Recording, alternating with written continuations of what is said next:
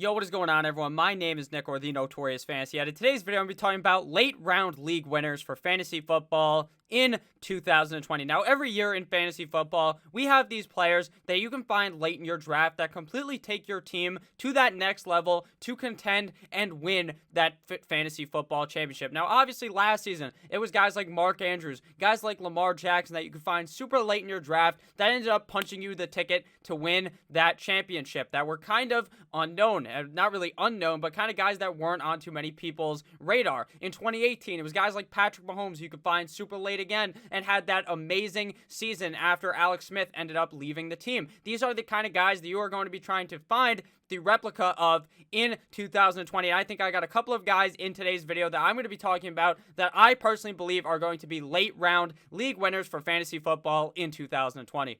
Now, before I get into the late round league winners for fantasy football in 2020, I'd like to ask you guys to please go down below and click that subscribe button. It's free, and I put out content every single day to help you guys win that 2020 fantasy football championship. Today is going to be, this is the first video of the day. There's going to be multiple other videos coming out today, maybe one or two more, as well as while you're down there, check out my Patreon. Patreon.com/NotoriousFantasy has all of my rankings and all the stuff to help you guys win that 2020 fantasy football championship. But without further ado, let's get right into it. Late round league winners for fantasy football in 2020. First guy I want to talk about today is Damien Harris, running back of the New England Deflatriots, who has been rising up draft boards rapidly at the current moment. FFPC ADP 120.87, 5'10", 216 pounds, out of Alabama, 23.6 years old. Last season was his rookie year, but he did not really play all that much, which is what we are going to get into in the next couple of minutes. 4.57 40-yard dash, 56th percentile, 60th percentile speed score, 75th percentile burst score, and a 20th percentile bench press. Now, Damien Harris was only a pick inside of the third round of the 2019 or 2018 NFL draft, but that does not really worry me all that much, considering Bill Belichick doesn't give a single fuck what round you were picked in. He has guys that play wide receiver for him that are some random ass lacrosse players, so Damien Harris has nothing to worry about, especially if he is playing well in practice, and that is exactly what Damien Harris has been doing. Reports out of training camp have been that Damien Harris is hitting their defense with the 1-2 Floyd fucking Mayweather. He has been dominating in every facet of the game. Says Patriots running back has stood out in every facet, including route running and pass blocking. He looks comfortable in his route tree. He is going to be a guy that has really risen up the draft boards. He was really going undrafted and was kind of just a guy that was a late round flyer that, hey, you take later in the draft. Maybe he becomes that running back one for the Patriots, because last season a lot of people believed that was possible as well, but Sony Michel ended up staying healthy and Damien Harris just didn't seem ready, so Bill Belichick just didn't fucking play him. But now with Lamar Miller maybe missing time, Lamar Miller didn't seem like he's going to be practicing all that much. Sony Michel probably going to land on the PUP, physically unable to participate, which means that he is going to be missing times. So it seems like Damien Harris might be a humongous target in fantasy leagues super late in your draft, maybe in like the last round before you pick your kicker and defense. I think the highest he could even go is probably into the 10th round, since not many people know who Damien Harris was, since the guy went to Alabama, but he wasn't the premier guy when he was in Alabama. Josh Jacobs actually was. So Damien Harris is a very low-key name and a guy that is going to be very, very helpful for your 2020 fantasy football team, especially with guys like Lamar Miller, like I said, and Sony Michel likely probably missing time to start the season. And the reports out of camp every single day are that Damien Harris is looking better and better for that team, both in the pass catching game as well as in the rushing game. But I don't expect Damien Harris, if he becomes the starter like I think he could, to really have a lot of pass catching opportunities, considering James White really dominates in that facet of the game. Looking at his stats, right now coming off the board, running back number 55, pick 188, round 16. Now, I do expect that to rise slightly. I drafted him a couple of days ago in one of my real drafts with my friends, one of my at-home leagues. I drafted him like the 12th or 13th round, so I am high on him, so I made sure that I went ahead and got my guy Damien Harris. Now, last year I only played one game last season, so I figured why not even show his fucking stats. He didn't really do jack of all shit, but he was very productive in college, and I think that given the right opportunity here in New England, he could be very, very good for your fantasy team super late in the draft.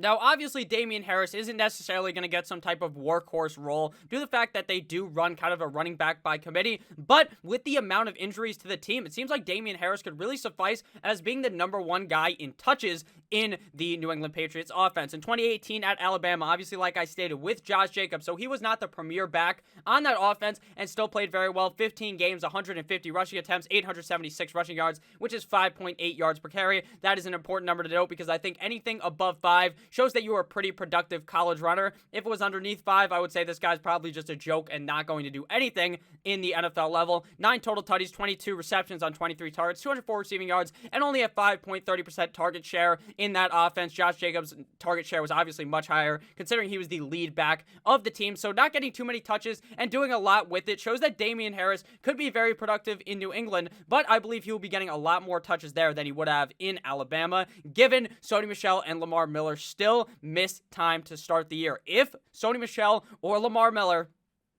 are healthy and they start the season, I think the Damien Harris train gets fucking derailed. But as of right now, Damien Harris is definitely worth that late round pick. Next guy to talk about on the board here is tight end Hayden Hurst of the Atlanta Falcons. Now, I understand Hayden Hurst right now, FFPC ADP is 74.2. FFPC is high stakes fantasy football leagues. ADP is average draft position, the 74th player off the board. But let me tell you, unless you're drafting with a bunch of sharp motherfuckers, Hayden Hurst just falls far later due to the fact that not many people know who he is. Obviously, formerly of the Baltimore Ravens. Now he's an Atlanta Falcon, getting traded over there after they ended up shipping off Mr. Austin Hoop God to the Cleveland Browns. 6'5", 250 pounds, former first-round pick, 27 years old, out of South Carolina. Go Cox. Hayden Hurst has a 4.67 40-yard dash, ranking 80th percentile at the tight end position, 81st speed score, 42nd burst score, 52nd agility score, and a 45th percentile catch radius. Now, if we look at last year, we can see that Hayden Hurst wasn't really all that productive of a tight end, finishing as tight end number 34 in 2019, playing in 16 games. But hey, those numbers don't really scare me because he was the tight end 2 on the team behind Mr. Mock Andrews. Obviously, you're not going to be super productive when you have one of the great tight ends in the NFL on your team. Now, I'm not saying Mark Andrews is like the greatest to ever fucking play the game, but he looks like a top 5 tight end in the NFL. Right now, coming off the board is tight end number 13, pick 110, and is a 10th round pick in most leagues. These are average draft position from ESPN, so that's your standard league, not FFPC, where the people are drafting for high money and know their shit. 40 targets, 2.5 per game, 36th at tight end, 30 receptions, 35th at tight end, and 2 total touchdowns. But what I want to look at is what happened in Atlanta last year with their number 1 tight end, and that is Austin Hooper last season of the Atlanta Falcons. In 13 games, he finished as the number 6 tight end on the year. He missed 3 games and still had 97 targets, 7.5 per game, ranking 6th at tight end. That is due to the fact that the Atlanta Falcons last year were number 1 in pass plays ran per game, which is obviously going to elevate the point total of your starting tight ends as well as wide receivers. Now, obviously, Austin Hooper is gone, so Hayden Hurst slips right into that role. Dirk Cutter, the offensive coordinator of the Atlanta Falcons, hates running the ball, and he loves throwing the ball to the tight end, so I believe that Hayden Hurst is going to slot right in there with Dirk Cutter and be a goddamn beast. Hooper last year, 75 receptions, 5th at tight end, 787 receiving yards, 6th at tight end, and 6 total touchdowns, 4th at tight end. Imagine Hayden Hurst plays 16 games. Now, I know you might think, oh, maybe Hayden Hurst isn't as good as Austin Hooper. Even if that is true, and he is not catching 75 receptions on 97 targets, what if he only catches like 65? He's still a top 10 tight end because of how much the ball is going to be thrown Hayden Hurst's way. Personally, I believe Hayden Hurst is a top 5 tight end, and going inside the 10th round, that is just a fucking steal in the draft, so I love Hayden Hurst. He's an insta-slam on the draft button every time I see him in like the 8th, 9th, or 10th round, but since he's going in like the 10th, 11th round of a lot of leagues, I think that he is considered to be one of those late round guys that you can punch your ticket on and be a complete and utter league winner. So next guy to talk about here is running back Zack Moss of the Buffalo Bills, FFPC ADP 96.11, but like I said, those guys are a little sharp. On ESPN, the ADP is much lower, 5'9", 223 pounds. Now, the guy has the sad Jordan face on, the crying Jordan face, because during his combine, he ended up fucking breaking his pussy or something and not being able to run and he ran slow as fuck. Everyone expected him to be much faster. The guy is much faster than his workout metrics. His workout metrics are absolutely atrocious. He went in the 3rd round out of Utah, 22.7 years old, obviously a rookie in the NFL, 4.65 40-yard dash, which is fucking atrocious, 31st percentile, 46th percentile speed score, doesn't have a burst or agility score, and a 42nd percentile bench press. Now, we can look at why I like Zack Moss so much. Now, there was a zillion reports that I saw throw up onto my screen on Roto World. That's where a lot of the beat reports come onto, where you can see how good guys have been in training camp. I highly advise you guys check a look at that every single day. It really helps you. There's other apps that also show these things as well. Same thing with Twitter. The Athletic's Joe's Busaglia, I don't know how to say his name, believes that perhaps the impact Zack Moss can have this season has been undersold. Moss has been legitimately playing so well in the pass-catching game, in the rushing game. This guy is excelling before Devin Singletary. Devin Singletary fumbled and was not looking too hot, and Zack Moss was absolutely giving the defense the 1-2 Mayweather, hitting him with the back shots, hitting him from behind, slapping him straight in the ass, and telling him, get the fuck out of here, Devin Singletary, because it is the Zack Moss show. Now, I'm not saying Zack Moss is going to start above Devin Singletary. I personally believe the split is going to be a 55% to Devin Singletary to 45% to Zack Moss, but honestly, if Singletary was to get hurt one freak accident away from Zack Moss potentially being a top 12 running back, considering there's not really that many backs behind Zack Moss that really scare me at all. And the fact that Zack Moss is this cheap, to me, makes no sense, considering he seems like, out of camp, that he can both run the ball as well as be dominant inside of the pass-catching game. He's been murdering guys in camp, just absolutely hitting them with the stiff arm into the ground. ADP running back number 42 off the board, pick 118, round numero 10 in drafts right now. And I really don't expect that to rise all that much until maybe the highest he might end up going is like the 8th round. But we're already in like draft season, and he has not moved past the 10th round. 2019 at Utah, he played 13 games, 235 carries for 1,416 rushing yards, 6 yards per carry. Again, another running back that in college surpassed that 5 yards per carry mark that I look at. 28 receptions on 29 targets. The guy has great hands. 388 receiving yards, 17 total fucking touchdowns on a 9% target share in that Utah offense. Zack Moss was absolutely dominant in the college level, and I think we could see him really take up and carve out a nice role in this Buffalo Bills offense. So, next guy to take a look at here, just kidding. There's even more stats for Zack Moss, even more big facts for your head top. Shout out to Nick Ercolano. Splits for 2019 for the Buffalo Bills offense. Devin Singletary had 540 snaps, 49.5% of snaps. Frank Gore had 381 snaps, 35.9% of the snaps. So obviously, we saw the rookie surpass old man Frank Gore last season in snaps. But don't be surprised when another great offensive weapon takes over old man Frank Gore's role, that he could be very dangerous. And I think that Zack Moss is a very dangerous athlete for this team and could potentially become that running back one. Like I said, if one thing happens to Devin Singletary, and even without Devin Singletary being hurt, I think Zack Moss is still a guy that in deeper leagues you can throw into your flex. And against certain matchups, this guy is going to be really dominant due to the fact that he's going to be scoring a bunch of touchdowns every couple of weeks. I really believe that this guy's a big-bodied boy and is going to be good in 2020. Next guy to talk about here is wide receiver Nikhil Harry of the New England Deflatriots. Nikhil Harry's stats are going to be brought to you guys by my friends and my sponsor over at Manscaped.com. Have you guys ever wanted to get that nice clean shave on your nuts, making them look, the family jewels look pristine, look A1, like drafting Christian McCaffrey in PPR leagues, just looking completely beautiful? Do you ever think that your balls might smell a bit weird? That these motherfuckers at Manscaped have ball toner as well as ball deodorant. I have never seen an invention like this, and let me tell you, it smells quite good. So make sure you guys check out Manscaped.com. Use code Notorious at checkout for 20% off as well as free shipping. So make sure you guys check out Manscaped. So now back into Mr. Nikhil Harry. Nikhil Harry, get it? Nikhil Harry. Manscaped, kind of funny there, right, guys? Winky, winky, winky, winky. You know what I'm saying?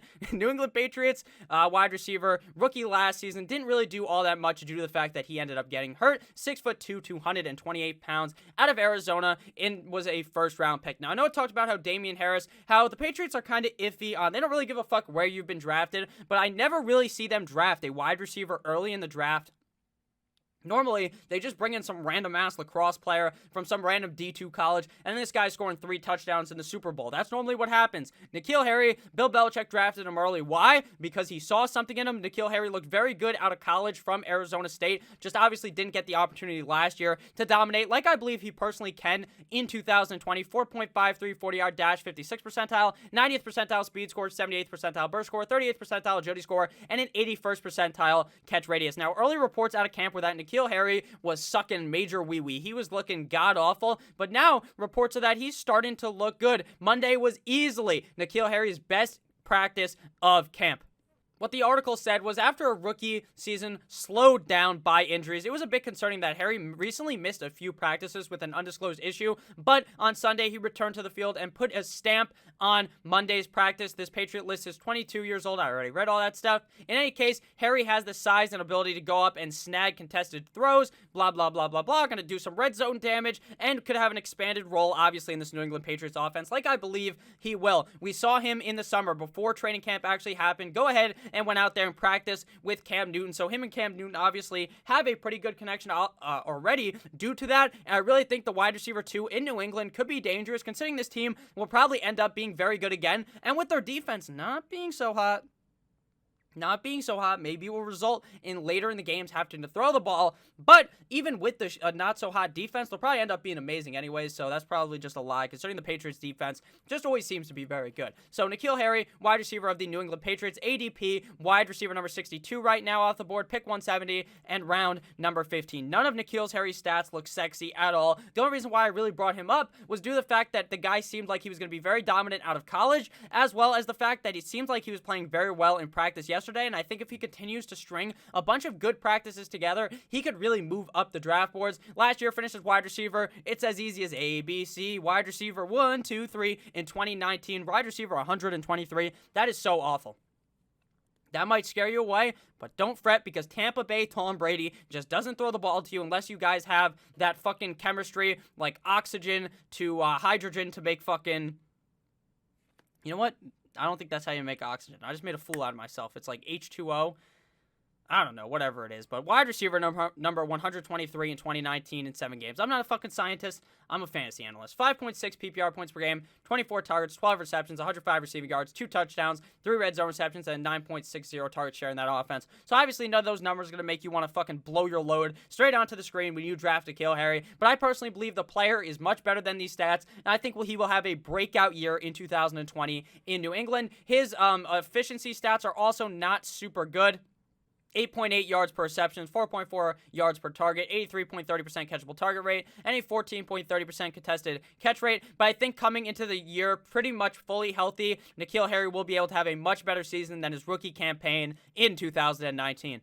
Now on to the final player of the video, and that is quarterback Gardner Minshew. The Minshew Mania, Gardner Minshew, Jacksonville Jaguar quarterback, FFPC ADP 151.85, 6'1", 225 pounds out of Washington State, 24.3 years old. Now, everyone knows Gardner Minshew. This is the motherfucker with the sick mustache who came out of nowhere last season. 9-inch Nick Foles goes down in game 1, and out of nowhere arises this man with the sickest mustache you've ever seen. He comes into the game, and he plays good.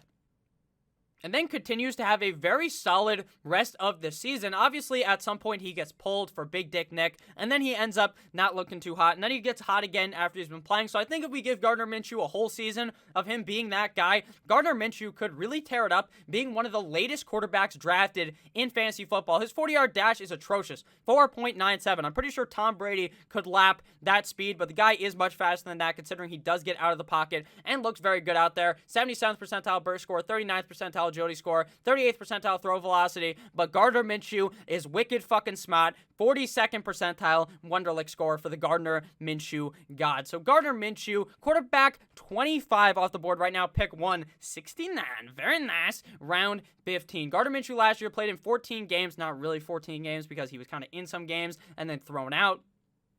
Kind of a shit show for Gardner Minshew, but at the end of the day, he played some games, and he played pretty well in those games. 15.9 points per game, ranking 19th at the quarterback position. 470 passing attempts, 33.6 per game, which is very good. You want a guy throwing the ball almost 500 plus times, which we're going to talk about his pace after this, how many pass attempts pace he was at last season. 20th at quarterback, 3,271 passing yards, 233.6 per game, ranking 20th at quarterback, 21 passing touchdowns at a 4.5% rate, 19th at quarterback, so nothing absurd at the quarterback passing touchdown rate. If it's around 5, that's pretty normal. If he threw like a fucking 9%, that's crazy. If he threw a 2%, you expect it to go up. I would expect Gardner Minshew to be around a 4.5 to 5.5% rate on average touchdown guy. Not the most special quarterback talent in the NFL, but a pretty average quarterback who I think has a lot of potential fantasy football-wise.